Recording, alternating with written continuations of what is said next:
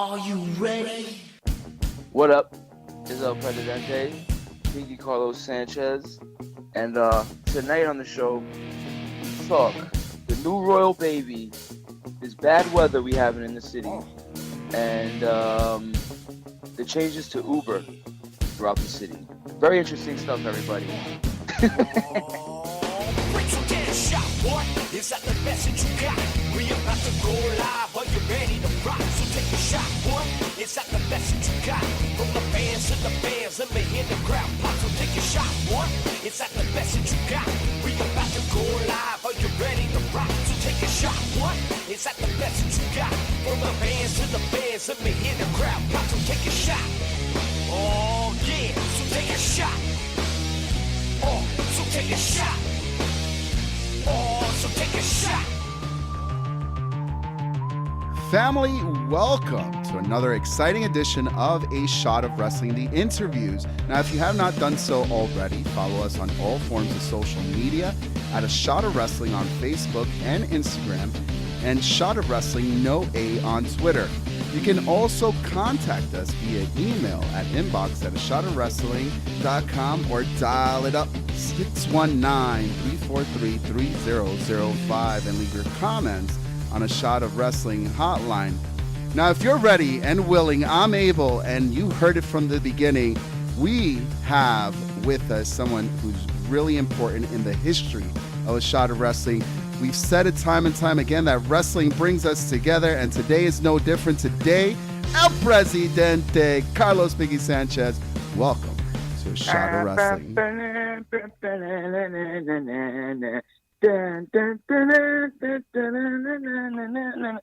What up, everybody? Brother. It's El Presidente. Just want to tell everybody how wonderful it is to be on A Shot of Wrestling. Listen, it's been a while. We've known you for a few years now. And when I talk about you being an instrumental part in the history of this podcast, I am not lying when I say it, because you're literally the first wrestler who ever wore a Shot of Wrestling t-shirt. After that, I mean, we've sold out like 3 to 4 runs of this shit already. So we should probably be giving you some money at this point. Oh, yeah. Okay.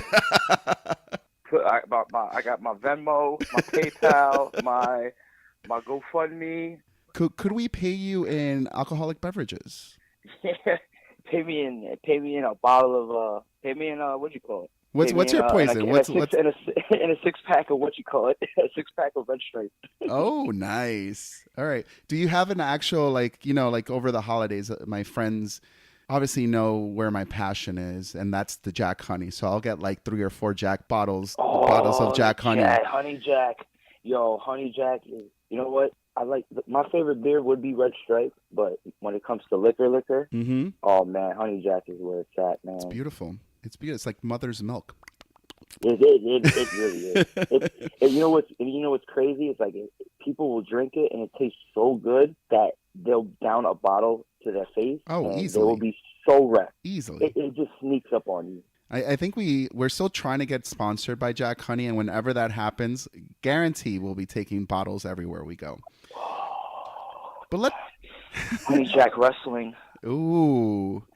Brother, let's take it back to where we actually met for the first time. It was at a BCW meeting. Show in the Elks Lodge. Oh, yeah. Can you just walk me through, because it was a great moment for us, because you just wrapped up your match, you won, and then you were just on the apron, you saw me with some shirts, and you were like, give me a shirt. And I was like, oh shit, okay.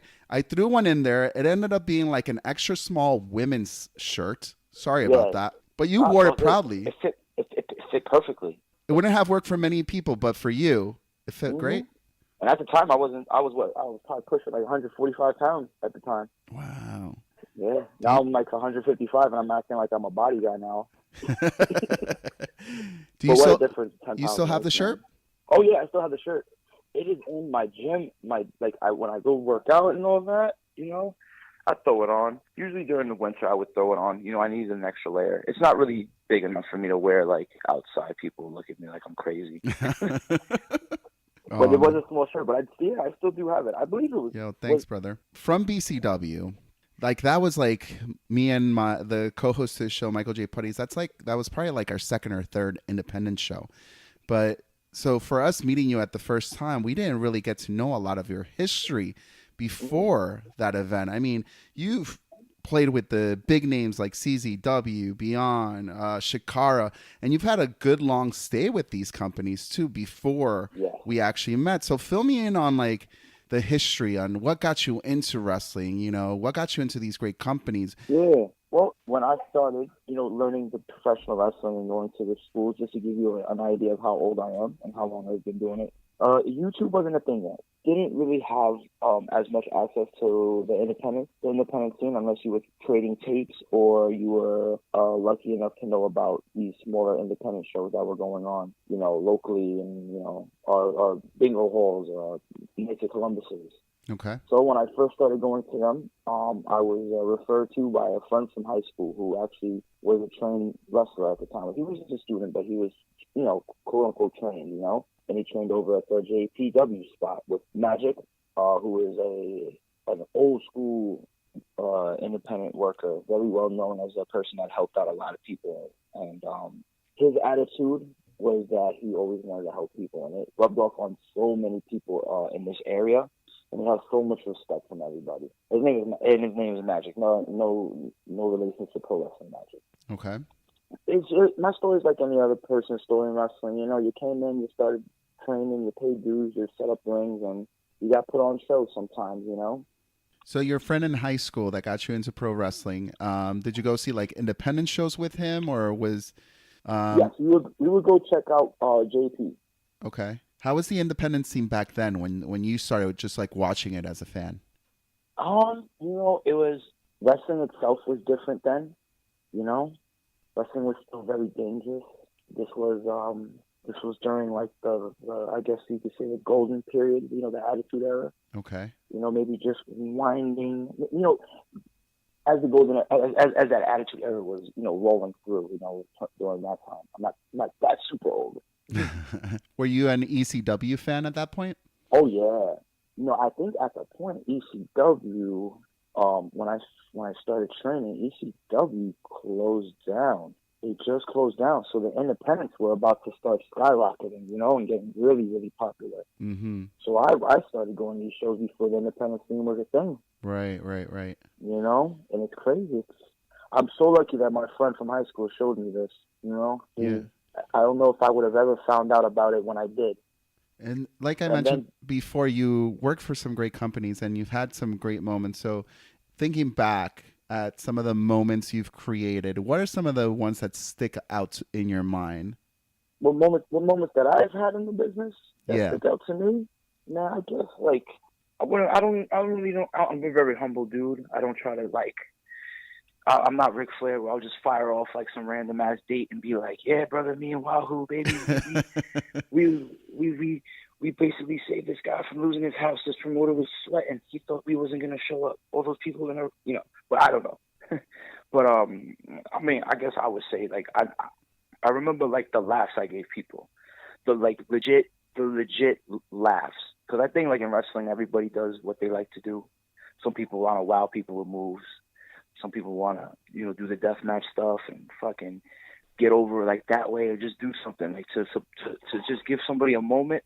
The moments I like to give the fans is comedy, something really funny, Mm-hmm. Get them to laugh, get them to just be like, oh my God, I can't believe he just did that. Something quick-witted. I'm going to fast forward it into a little bit and go back to your deathmatch stuff. But it's very true. And it's still something true that recently I noticed in you in the way that at Murder Mania, the expressions that you had in your face are sometimes very overdramatic in a comedic way, but it connects with people. Is that something that you developed over time, or from the beginning you knew like that was your thing? You were going to be very over charismatic with the way your facial expressions were. Honestly, I think it's just something I do. Like in real life, like that's who you are? In real life, I'm like in real life, I've always been kind of like super expressive, and my eyes was always bugging out and bucking and everything, and like I was always I mean, damn, I was a class clown. Were you Sometimes really? certain class. Yeah, I was a little bit of a class clown. You know, I was always like Jim Carrey was a god to me when I was a little kid. I loved comedy. Where I was a big fan of the Wayans brothers.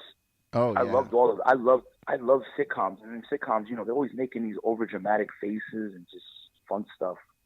Timing is important too. I'm sure that's something that, watching comedies and sitcoms is something that you could translate into wrestling as well. Absolutely, especially when you're telling a story in the ring. You know, you can go in there and be able to kind of give the fans an idea of like what they're gonna get, and if you give them something to hook them, they're there.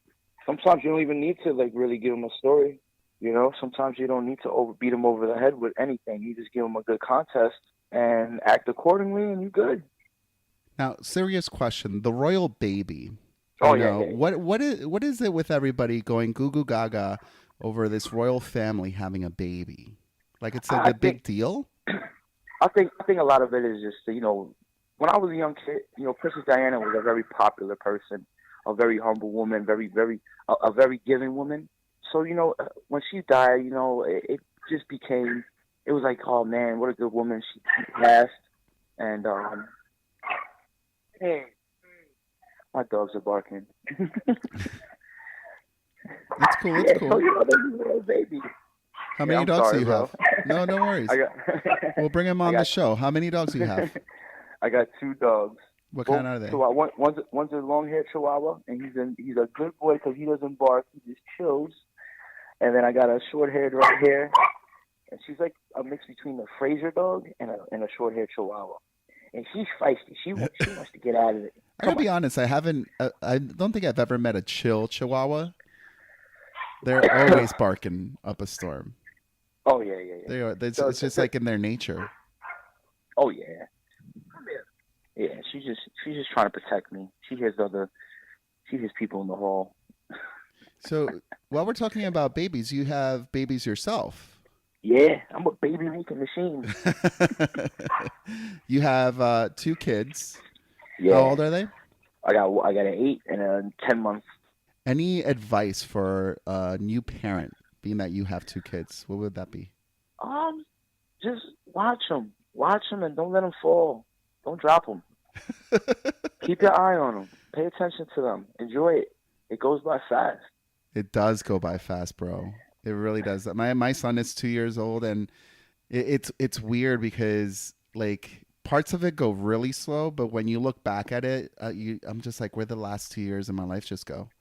Exactly. I'm thinking to myself, where these 10 months go? Did you name your kids? Well, the first baby mom named the daughter, and then the second one, she came up with the name. She wanted to name something really crazy, and I was like, oh, I'm all about it because I'm a crazy person myself. All right. And she came up with the name. She wanted to name him Raiden after the Mortal Kombat character. Oh, strong. I was like, yeah, right, real Yeah. strong. So she said that, and I was like, oh man, she's on the right. She's on the right. She's right now. Like, I'm liking this. She's gonna be a great mom. So I said, you know what? Why don't we do this? Instead of naming him Raiden, let's go with the correct pronunciation. Let's name him Raiden. Oh, that's nice. So I got my son Raiden. I like the uniqueness of names. Yeah. Like Everyone my name's. gotta have a little. Yeah. Oh yeah.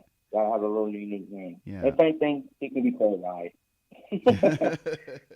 How do you find the balance between the family life and the wrestling life? One way to do it is like when you're home, be at home. Don't be at home worrying about wrestling. So you can spend hours with a kid and not pay attention to them and be like, oh, yeah, I spend time. No, you're not spending time with them because you're not engaging with kids. You see them just engaging, And as they get older, it's easier to engage with them. Your daughter, who's a little bit older, has she seen you wrestle before? Oh, yeah. She's been to a few matches. Okay. Is she a wrestling fan? Oh, she likes the wrestling. Yeah, she loves it. She was maybe about 3 months old at a wrestling show. Really? Yeah. Oh, that's wild, bro. So she's been going here and there for a long time, If your daughter decided to be a wrestler one day, is it something you would be supportive about? I don't know. I don't. You know, it would really matter, to be honest, where she trained. Okay. I definitely wouldn't want her to enter the business like I did. I entered the business by myself. You know, I didn't know better. Mm-hmm. You know, I didn't really have anybody to kind of like. I learned, but I didn't have anybody to kind of be like, all right, this is why we do this, and this is this. You know, nothing like that, really. Would you say that Uh, you learned by a lot of your mistakes? yeah, Mm. absolutely, absolutely. I So, mean, so looking back in your career, what are some of the mistakes you made in the business early on that you're like, oh, all right, never the gonna do that again? mistakes that I made in my life would probably be like partying before a show, or partying while there's a show, not taking things too seriously, not paying attention. You know, I was very much like a little wild man. I was a wild child. You know, I came into the wrestling business so young. And How when old I were came into you? the wrestling business, man, I was probably around 15 or 16 years Oh old. wow, yeah, that is very young. And this was during the late 90s. This was like 98, 99. So that was in a really good time. Like, wrestling is crazy then still. You know, there was a lot going on. Well, we also hear a lot of like, for example, like a lot of the ECW guys would party before a show, and like, Hmm. was that just part of like the old mentality of professional wrestling? Like it was just like a party. You know, kind of yeah, kind of no. Because I don't think back in the day people was really like getting hammered and going out there to wrestle. Or people were trying to at least keep it on the wraps and be a little quiet about it, you know? Mm-hmm.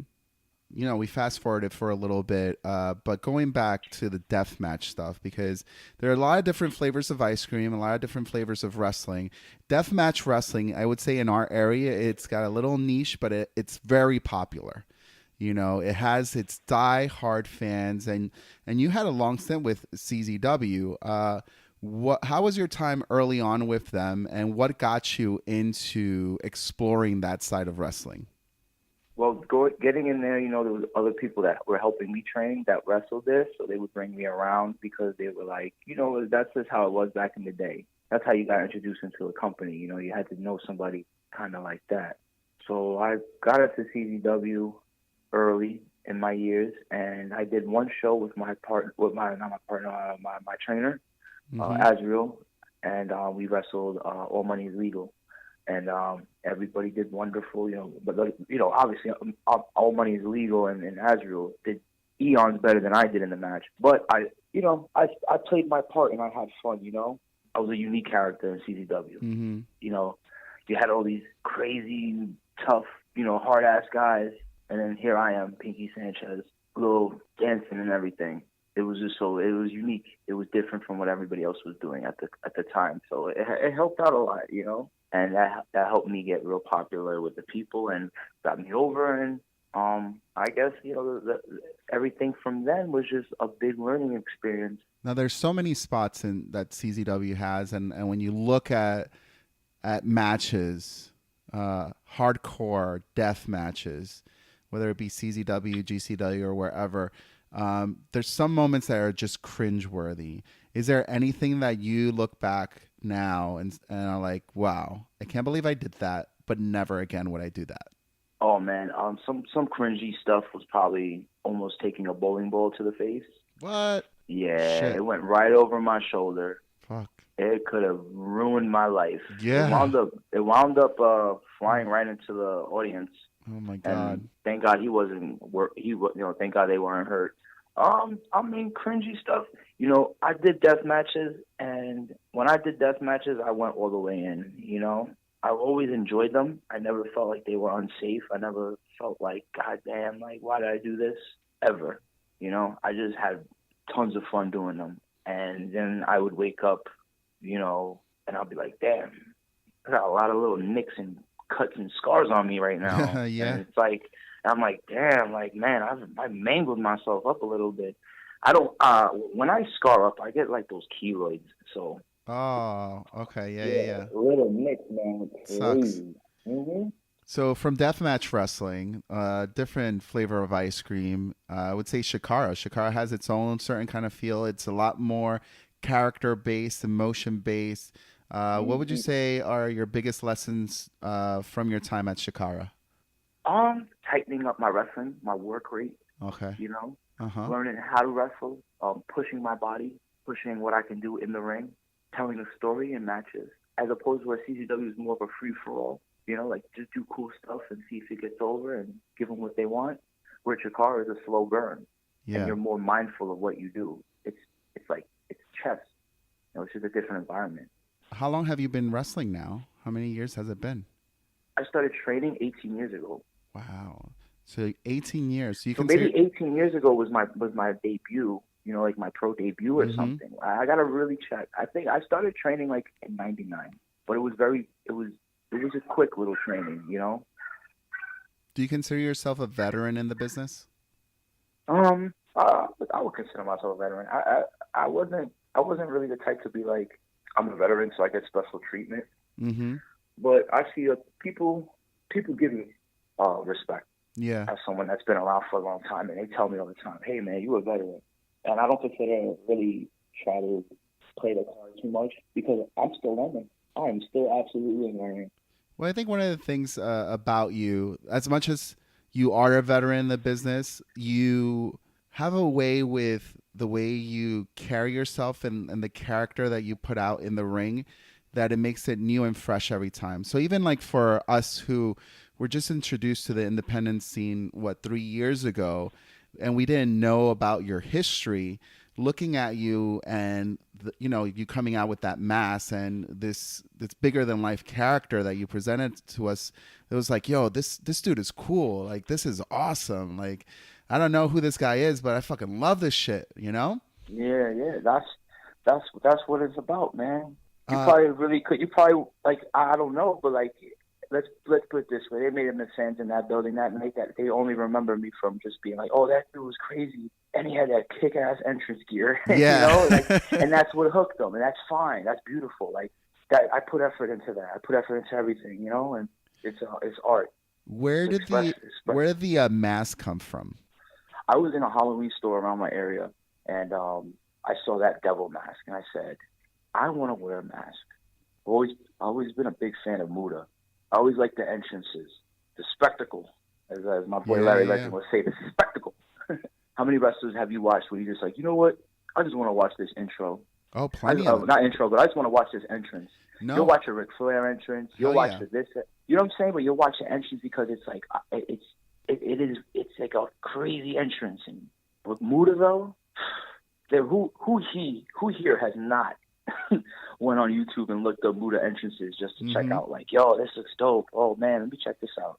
No, it's So true. I mean, I get made fun of sometimes because, like if we're watching a pay-per-view or we're watching like a big wrestling event, like I'll be like, while everybody's grabbing a drink or talking and shit, I'll be like, wait, I gotta see this person come out because I'm intrigued. Like if they could grab me, like let the Undertaker. Oh my gosh, yeah, exactly.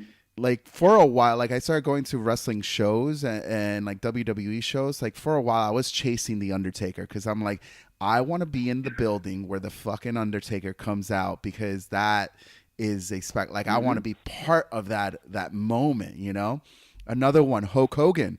Like finally, like way after many shows, I got to see Hulk Hogan's entrance because it's a part of your childhood. The Rock, Stone Cold. The Yeah, music just exactly. hits, and it's like so much emotion just explodes inside of you, and you're like, wow. Yeah. What would you give for one more Macho Man entrance? You Oh, know? dude, that's You know my what I'm dude saying, growing man? up, man. Yeah, The Macho Man Macho definitely King. Dig it? Macho Man definitely is like one of my favorites ever, man. I was down with the Macho Man. I was more down with the Macho King and Sensational and Queen Sherry, man. Yeah, Queen Sherry's my favorite. One of my favorite valet ever. Any female valet, they ain't got nothing on Sherry. Not at all. You go back and you watch some Sherry, and you'll be like, yo, this lady was money. Going back into a little bit of your history also, Team Pazuzu. For a new fan who's just getting introduced to Pinkie Sanchez that doesn't know about the history, fill me in on what Team Pazuzu is, who's involved, how did this group come together, what was your involvement with them? Basically, we started all training together and going to shows together. It was started to help elevate Mike Drastic and Angel Ortiz, kind of in a way. It was just a way for all of us to look after each other. because we were all from the same area. We all started training under Magic. Gotcha. I started '99 training with Magic. Mm-hmm. These guys probably started, like early 2000s, even mid, like late, not maybe later 2000s with EYSBO or LAX, maybe like that 2005-ish time. Because I remember them telling me that they watched me when they were like still in like high school and stuff, Wow. It's from the beginning, from where you guys came from to where you guys are, it's kind of inspiring, and it's inspiring a new generation too.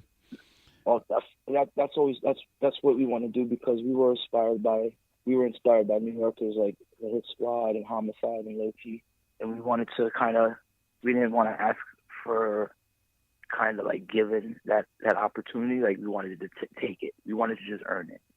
And you've shared the we ring. We wanted to become peers with those guys. Yeah, and you've shared the ring with many of those guys too. So how does it feel? And it was organic the way we did it.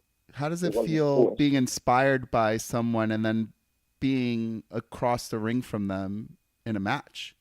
It's good. It's crazy.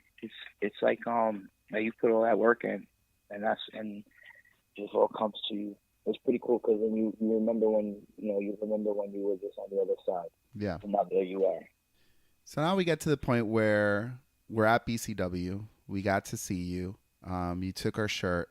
And then for a few shows after that, I feel like I saw you a couple more times. But then for about a year, I didn't see much of Pinkie Sanchez in our area. Where did you go? What happened? I believe that there were certain people over there at BCW that kind of like didn't like get along with me. And it's usually the people that are so worried about everybody else that, it's just a lot of snakes in the grass, Mm-hmm. Mm-hmm. And I understand totally that sometimes there's places that happens, and it's unfortunate because, I don't know, I guess fans, or supporters, people like you, you come, you enjoy what you see, and then it's like, okay, well, what happened? Yeah. So it's like, sometimes wrestling kind of sucks that way, because you have so many different characters in there, and it gets kind of crazy, and then people come and go. Not everybody sticks. Not everybody's always gonna be at BCW or like a Chikara or CZW. You're always gonna have people rotating and going here and there, and I guess after the BCW in New York, after that was after I saw like that wasn't working out, Yeah, you went up north. You did a couple more promotions that weren't in our area. I mean, I still followed you on social media, so I saw like your shows that you were posting about. And I was like, oh, this dude, did you move, or were you still commuting to these shows? No, I was just commuting. Wow. How's the wrestling scene different between the shows up north and the shows in the tri-state area? The quality of shows is getting better around this area. Okay. And that's a big thank you to the work of the guys at GCW, and not just GCW, but the circle. I'll say that. If you know, you know. If you don't, you don't. But the Wrestling Illuminati, the Independent Wrestling Illuminati, is basically cleaning up wrestling right now. So there's going to be more, the people that do travel and do go to other shows and put the work in, we're going to make sure that everything is taken care of, so that when you do see wrestling shows and when fans pay a ticket, you see quality, just wherever I go, I make sure that I just try to have the best matches I can have, and have a good time doing it. When you go to these matches, do you take Uber? Nah. So it matters. If it matters, I've been Ubered once. You've been Ubered once? Yeah, it was right after I had to go to a show, and I was just getting off from a prior engagement, and they were like, "Where are you?" I was like, "Listen, I'm running a little late, but I can try to jump on da da da." And they were like, "You know what? Don't worry about it. I got you Uber." So I jumped in that Uber, and I was just like, "Yo, this is nice." That's that new level. That's that new payday. That new fuck money. I was like, yeah. This is how you treat a veteran. How do you feel about the changes to Uber? I fucking can't, bro.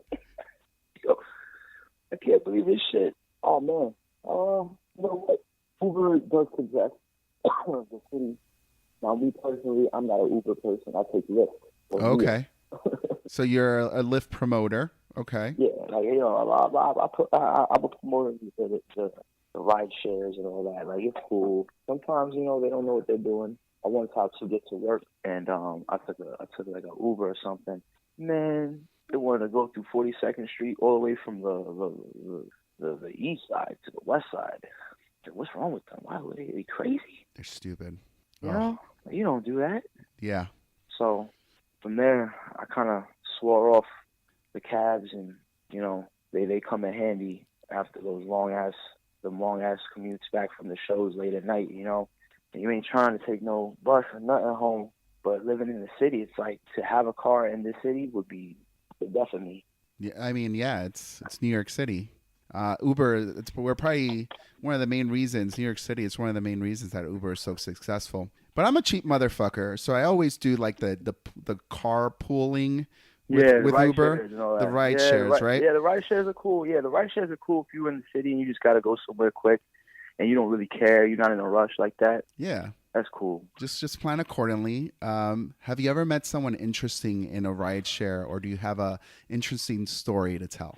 My life, my commuting life has been pretty tame. For as much as I've used as much as I've used public transportation and cabs and all that, I've never really seen nothing too crazy. I guess when I was like a little kid, I think I was like 5 years old. Me and my mom were in Brooklyn, and we were in a bus and we heard gunshots. Oh shit! And then next thing we know, the bus driver opens the door and runs out the bus. What? And then my mom everyone gets on the ground in the bus, and my mom's covering me, and then I see a dude all shot up and bloody. Whoa. He runs into the bus and starts crawling up the ramp, like the aisle. Now, who's in the middle with his mom in the back seat of the aisle? Me. Oh my gosh. So I remember seeing that, dude. Oh, it was the craziest thing I've ever seen in my life when I was a little kid. I didn't even really understand what I was looking at. That's how young I was. Wow. Might have been like 3 or 2 or 3 or 4 or something. I mean, the city was definitely different back then. Oh, yeah. Definitely. As much as people are like, oh, I miss how things used to be back in the day before gentrification and all the crazy shit going on. The city was pretty dangerous back in the day. Like 42nd Street. Wild. Dude, 42nd Street. You never wild as hell. Yeah, you didn't want to walk around down there. That was back in the day. Yeah. Where did you grow up? I started with Gun Hill in the Bronx. Okay. Did you always live in the tri-state area? I moved so much when I was a little kid. I was never anywhere more than like 2 years. I was always on the move. I think I was born in Bronx. So when we moved to Brooklyn, then I'm moving to Jersey. I moved to like Dumont or something. Around there, North Jersey, around there, like the Hackensack area. My mom was a single mother. My dad was still in my life and everything. So it's not like that. Don't think anything like that. Mm-hmm. My dad he worked hard. He helped me out. He helped my mom out a lot. Now being a father, do you recognize a lot more of your parents' hardship to raise a family? Because I sure do. Yeah. But at the same time, I feel like maybe the parents of the last generation, like they too OD. They too much. Like nothing was good enough. How a lot of these adults act with this generation of people. Mm-hmm. And I'm not young, but I'm not old. Yeah. I look at the world differently though. Anyway, I'm an eccentric person. My wires never really was crossing the right way, but that was always good. Mm-hmm. I never was programmed. I wasn't programmable, really. I was too much of an individual. You're also someone who I feel like always has this like positive energy around them. Like you're very chill. Like anytime we've had a conversation or we're around each other, you're just very like there's no like anger, animosity around you. You're just like so chill. I feel like sometimes, you know, when I'm moving through the shows and doing the wrestling thing, you know, I'm surrounded by people, and socially I have to be in control of myself before I worry about anybody else. So, you know, I take a deep breath. I go to the shows. I take a deep breath and I go into the locker room. I take a deep breath and I go into the ring to go sell merch. You know, to walk around, check out the show. You know, myself interact with people. You know, I don't like to. I don't want to be tense. We all here in our wrestling show have a good time. I try to control my emotions. You know, don't be nervous. Don't be anxiety. Don't be anxious. Whenever before I go out there, I want to do my best. So I'm anxious, but don't be like that in front of people. Mm-hmm. Kind of don't show your weakness. Do you still get butterflies going out there? Yeah. Yeah. Definitely. Especially at ICW. Dude, ICW has a very special place in my heart. It literally was the first independent show I ever went to, and I got hooked from the first match. You know, so thanks to ICW, I continue to want to see more and more, and I love everything that they're doing. I love seeing you there very consistently, you know, as part of their active roster there. You know, Jack. They know I'm bringing it. Jack's done good by you? He done real good by me. Jack always did good by me. Jack always gave me the opportunity. Even when ICW, before ICW seems to be back in a very much more consistent way. Mm-hmm. The way it's ran is a lot different than how it was ran before. I feel like it's ran so much more efficiently. I think Jack is enjoying everything so much more. You can see he's back and he's just like a different person, you know? Mm-hmm. And I think it's so dope because I think that was the Jack that everybody knew. But when he came back the first time, I saw some of it, but it's much like how I feel right now. Like, I think Jack is feeling that positive energy, you know? He has a good attitude. I think, you know, he probably shows up to the shows, he takes a deep breath and he's like, all right, let's have a good time. Yeah. He's having a good time. He's having just as much of a good time as everybody else. That's amazing. Yeah, I do see him as one of those promoters, you know, once he gets to show day and like from the beginning of the first bell, he's just engulfed as a fan, just like watching what's going on. Usually you see a promoter running around in the back or yelling at people and shit's going on here and shit's like... Yeah, and I kind of remember like the first time when I started doing the ICW, Jack would be, you know, running around doing a lot of stuff and he'd have his help and everything, but it kind of was like, I don't know, it was just something, you know, it was a little bit more hectic in the locker room. This time, it's pretty chill. Like, we all show up there, man, showtime, and we just go in. I think the circle, the Illuminati of wrestling, the ones that go out there and bust their ass, they will be recognized, and we're going to clean up everything. When you come to these shows like that, you're going to get quality. You're going to get the best shows you could possibly get, top to bottom. I will be blue in the face to tell anybody who has not seen an independent show to definitely go check out ICW. What are some of the other promotions that, even if you're not working for them or haven't worked for them, that you would I would recommend? love to talk to you about promotions. I love to throw some promotions your way and let you know about them. There's a place in Canada called C4 Wrestling. You know, they're awesome. They're amazing. It's like, what's going on up there at C4 Wrestling that is different or engaging for a fan to watch? It's just amazing talent from around the world, from around the country and everything, and just the best Canadian talent out there. The fans of C4, they're amazing. They're like just as vulgar as the ECW fans. Oh wow, cool. Yeah, it's crazy, but in a good way, in a great way. In a good way. Yeah, you need. Yeah. I feel like the crowd adds that extra element to a show, so they definitely have their part in there. GCW Canadian fans. Yeah. GCW is definitely another great promotion, Game Changer Wrestling. You have What Wrestling is running at Fat Music Hall. That's the place that Beyond used to run. I've seen a lot more about What, for real. They're using a lot more of the talent in our area up there too. Yeah, definitely. I've like vouched for people like Jimmy Lloyd and Sebastian Cage. Now Jimmy Lloyd's doing What shows, and he was in a match, and he killed it. He ripped it, man. And I knew he always was ready to do it. And the best is, as he's growing right now and just shooting up, you know, he's doing his thing at What. That's what you expect from Jimmy every time, you know. Jimmy doesn't disappoint. Oh, no, he doesn't. he's a good example of like the young up and comers that are ready to do their thing, man. So He's you're only gonna get better. you mentioned Jimmy, Sebastian Cage. Any other new up and comer, new names? Ken Broadway. Ken Broadway goes up there. Mm-hmm. Dan Moff. Dan Moff's a staple of wrestling, but him being up there at what is so good adds credibility. True 1 in a million athlete. He's meant to do this. There's other promotions like GCW, Violence and Suffering. Tell me a little bit about that. Violence and Suffering is pretty much an idea that spawned from a couple guys just wanted to run some really crazy shows, and as we who are the couple of guys? They part of the Illuminati. Oh, okay. I can't talk about them. Okay.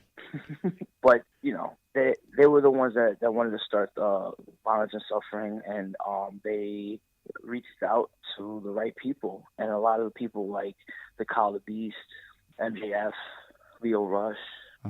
Like those were the people that we reached out to when we first started doing these shows. Ace Romero, Johnny Silver, Private Party. Shit, that's a fucking great roster to start off with, bro. Yeah, and this was like 2 years ago. This was before, but they were great then, but they didn't. There's only so much you can really do when you first start out, Mm-hmm. So you just got to stay with it and consistent. And we had guys like that on board with us, so we knew who to use. We knew who was going to be, how the kids say, we knew who was going to be popping.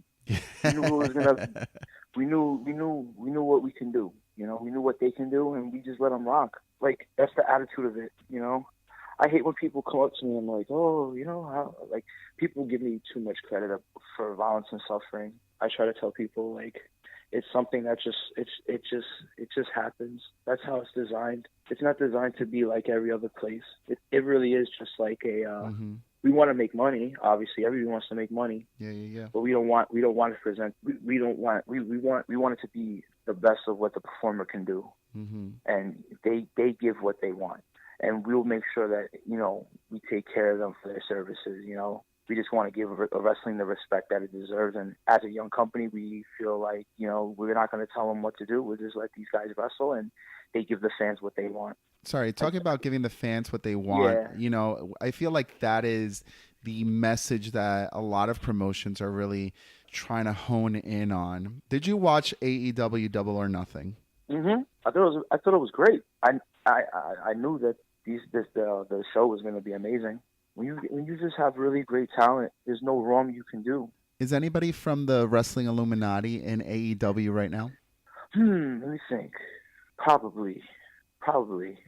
But they'll kill me if I say anything. I'm trying to figure it out, bro. Trying to figure it out. There's definitely people in Wrestling Illuminati. You just gotta cross-reference people that have been in BXS or something, Uh-huh. No doubt. Tomorrow you'll be like, oh, it was MJF. Was it? MJF, yeah, it was MJF a part of the Wrestling Illuminati. I'm totally digging this Wrestling Illuminati. I'm gonna start making a true, list. though. I'm gonna start tracking them down. I'm on a mission. Yo, Tom Hanks, that shit, bro. Tom Hanks. For real. The future of professional wrestling. You've been in it already 18 years. Yeah. Do you have 18 more years in you? Do you find that, eventually you'll be stepping away from the squared circle? Are there any other roles you want to step your foot in? Man, I'm going to be doing this for a long time. I think I would be doing myself dirty to just who I am as a person, and just kind of like what makes me happy in life. Like, wrestling makes me happy. So if it goes from me being a in-ring performer, I can't be an in-ring performer no more. Like, I can't move the way I can, I have no problem taking a step back. Why don't I go and help some kids? Why don't I go help manage some kids and try to be the best manager ever in the history of wrestling, I'm still young, Yeah. And if I'm not going to be a manager or whatever, managing is done for me. I'll be a ref maybe. But you'll still have your hand in the pot, still in the business. Yeah. I love wrestling, bro. It's the best. I live for this stuff. I love my family. I love my friends, but I love wrestling too, man. It deserves my love and attention just as much as anything else. So I guess that's why I have that aura. I just appreciate stuff. Maybe a lot of wrestlers don't really appreciate every show. We don't get every show back. There is no going back to the show and redoing anything. Right. So take advantage of what you have now. There's a lot of people with that good attitude, and that's why they're on top. Is because they have that attitude of just every time you go out there, you just bust ass. You ain't getting tomorrow. You showed up. You showed up to work. Well, that's great advice to all the kids out there listening to this interview. Yeah. For the children. Yeah. It'd be wrong of us not to discuss everything that you said we were going to discuss at the beginning of this episode. We've already talked about the royal baby and the changes to Uber, but what about this bad weather, bro? What's going on with the fucking bad weather in New York City? It's raining. It's hot one day. It's like you ready to put your tinfoil hat on right now? Yeah, bro. Well, I think what's going on is that, to be honest with you, and this is just a theory I have, just from just surveying my life and the weather in the city and everything over here. The winters are starting later, and they're pretty cold. Yeah. And the summers have been kind of shorter, but they've been like real dry and hot, and you know. Mm-hmm. But then there's these longer patches of weather that's just real random. You know, I think last December it was like 70. Oh my gosh, there was like a Christmas that I was like ready to wear shorts like 5 years ago. Yeah, okay. Now I think what the problem is that human beings, something's happening to us where we're messing with the weather. I feel like us as human beings are messing with the weather. Something's happening. Not that I'm not gonna like go and beat everybody over the head with what's going on, you know, but I feel like there's something we can do about it at least. Are you talking about global warming? Nah, I'm not talking about it. It could be that. It could be climate change. I'm not here to beat over anybody's head what you believe in or what you want to call it. Mm-hmm. It's not about what you want to call it. That's because I think that's when it gets scary and people don't want to listen to. You know, they get all defensive. I just feel like we're doing something that we can do.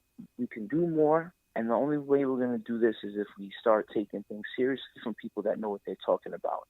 Now, the problem with that is that the evil overlords of this that run everything, mm-hmm. or want us to perceive that they run everything, because we don't know how much power they really do have.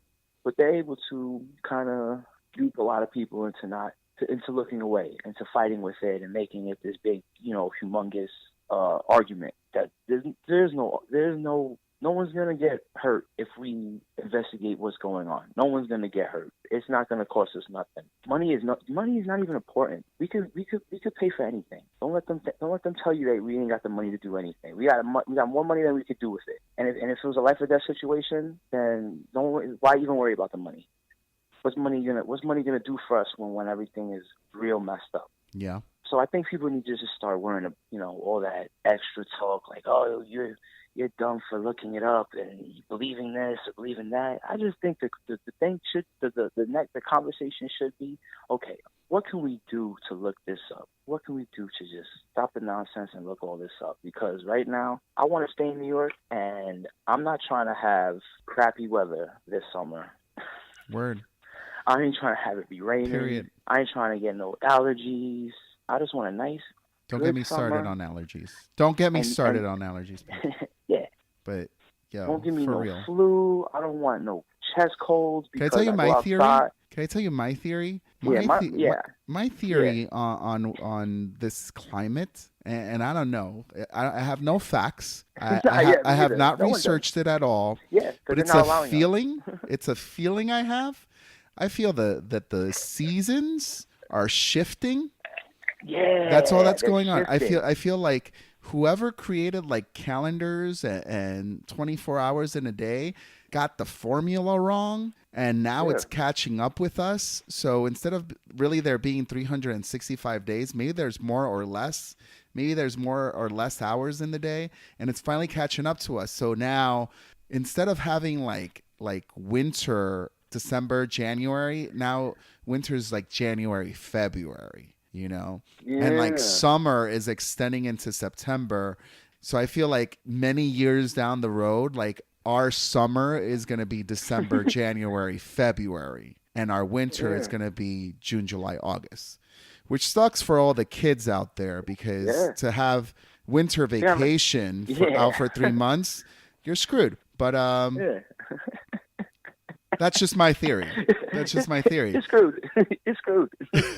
Now we've covered it all and talked about wrestling.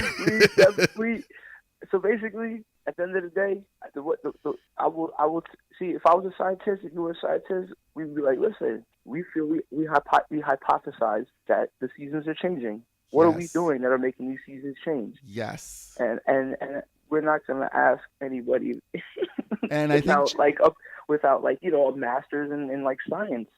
I think that's like, if they ain't got a master's in science, then they should have no say in what we should do. And if anybody knows anyone at the Jack Daniels company and wants to sponsor our research, then we're all about that too. Yeah, because listen, once the bees are dying out, I hear, and once they're gone, Honey Jack is gone. That's it, and that's really when it's gonna hit you where it hurts.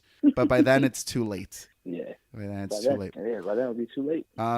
You already gave us your Venmo earlier. We'll hit it up later. But if we wanted to follow you on other forms of social media, where could we do that? My Instagram is El Gran Sanchez. That's ELGRAN SANCHEZ. And my Twitter is Hale Sanchez. I think it's Hale_Sanchez, but you'll see it. Yeah. My Facebook. You can check out my Facebook. I'm a Pinkie Sanchez. And I got a SoundCloud. My rap, I got a rap album coming out. You do? All right, hit us up with some of that. Yeah, well, definitely when it's done. Okay, yeah, no doubt. How long have you been working on that? For about like 10 years. Oh wow! And it's coming out soon. Yeah, it's coming out soon. Hopefully soon. Maybe another 10 years. Hopefully before the bees are extinct, please. Yeah. Well, thank you so much for joining us on A Shot of Wrestling. We're not through with you yet. We still have last call, and for sure we'll be flowing some Jack Honey once we get there. All right, brother? Yes, definitely. All right, everybody. Be excellent to each other. Wow. Well, there you have it, everyone. Another great interview here on A Shot of Wrestling. I mean, pretty much talked about everything and anything. Didn't leave anything on the table. But thank you very much, Pinkie, for joining us on this episode of A Shot of Wrestling. Thank you for all those people out there who took the time to listen to this interview. If you like what you listen, check out some of the other interviews. I mean, we have people from Joey Janela, Brooklyn Brawler, Kid Osborne. I mean, there's so many people in our archives. I mean, at this point, it doesn't really do me justice just to name a few. Take your opportunity and go ahead and listen to some of our other interviews, either on our podcast on Podbean or SoundCloud or V Plus Player Radio or BodySlams.net, because the interviews are just part of the conversation, guys. There's a lot more conversation going on in the actual podcast episodes hosted by Michael J. Putty and Mark Schwann, where they'll review everything that's going on and affecting the wrestling universe. So go ahead, take a listen to it. If you like what you listen to here today, make sure you subscribe for new episodes coming up, and give it a like, give it a share, give it a love. If you want to give us a little bit more support, check out our store at bigcartel.com. We have some great t-shirts there, and it promotes a great message. Like we said at the beginning, wrestling brings us together, and the shirts that we have out there, the new hot releases, promote that. I've had a great time on this interview, and stay tuned for the rest. I'm Abel. Good night. Ladies and gentlemen, at this time I need to announce it's last call at the bar. Oh. All right, everybody, we have made it to the end of the episode, and it's last call. We're still here with El Presidente, Carlos Pinkie Sanchez. Now, Pinkie, this is rapid fire questions. The first thing that comes to your mind is the first thing you should answer. Are you ready? Yes, I'm ready. All right. What is your favorite adult beverage? Red Stripe. What is the best home cooked meal that your family makes? Oh man, that'd probably be the bacon, eggs, and pancake with toast. Good old breakfast. You're a breakfast guy, huh? Yeah, it's rapid. I can go. It's always good. Everything's good. I get fed well. What is the worst job you've ever had? Oh man, working with my uncles. Why? What did they do? they made me do stuff that I had no business doing. Like what, construction or? Yeah, septic tanks and shit, and that case is horrible. Oh, literally, man. literally. Well, they always say never work with family, right? Yeah. What is your definitely going? What is your favorite karaoke song? Oh man, my favorite karaoke song probably either "Return of the Mac" or what's the other? Or "Kiss." I was made for loving you. Who was your favorite wrestler growing up? That'll probably be like Hulk Hogan or Bret Hart. What is the best feature on a woman? I'd say the eyes. Okay. She has some nice ass eyes. It's all good. Well, we're talking about the beautiful eyes. How much do you tip for a lap dance? I've never bought a lap dance. I've always been gifted one. Okay. But I'd say. Would you tip? What do you have to tip? Hey, I'm asking the questions here. Would you tip? Would I tip? Probably not. What is your biggest pet peeve in the wrestling business today? Oh man, probably just people on social media trying to bury each other over stupid stuff. And finally, what is one wrestling promotion that you've never wrestled for before that you would love to wrestle for today? Man, I'd love to wrestle for Ring of Honor or PWG. Who knows? It's probably $1 million I would love. Well, listen, I'm sure we're not too far away for seeing you in those promotions coming up very soon. So thank you very much for joining us on A Shot of Wrestling. And I'm pretty sure I'll be seeing a lot more of you. Thank you. All right. I hope so, too. Hey, baby, I hear the bell ringing, hip tosses and body slams. Oh, my. And maybe you seem a bit confused. Yeah, baby, but I got you pinned. Ha, ha, ha, ha. But I don't know what to do when I see them with that golden case. They're cashing it in. Authority all in my face. What is a man to do? Good night, everybody.